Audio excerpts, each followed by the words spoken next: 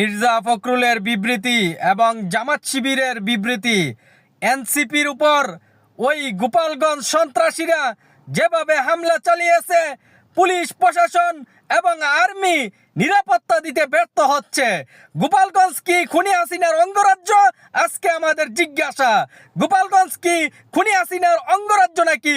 এই সন্ত্রাসীদের কাছে আর্মি পুলিশ কেন ব্যর্থ হচ্ছে? কেন আওয়ামী লীগের এমপি মন্ত্রীদেরকে গ্রেপ্তার করছে না? ওই কুলাঙ্গার বাচ্চাদেরকে জিজ্ঞাসা করতে চাই, এখন কি মব হয় না? এখন কি মব হয় না?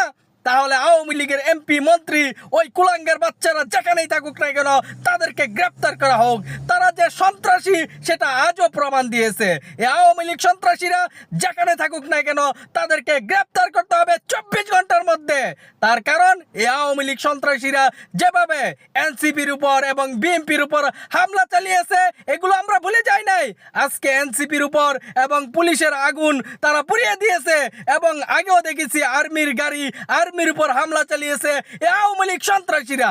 অতএব বিএনপি, জামাত শিবির, এনসিপি সকল রাজনৈতিক দলগুলো অবশ্যই প্রতিবাদ করতে হবে। 24 ঘন্টার মধ্যে এই আওয়ামী লীগের যত সন্ত্রাসী আছে তাদেরকে গ্রেপ্তার করতে হবে, আর্মিকে সেই উদ্যোগ নিতে হবে।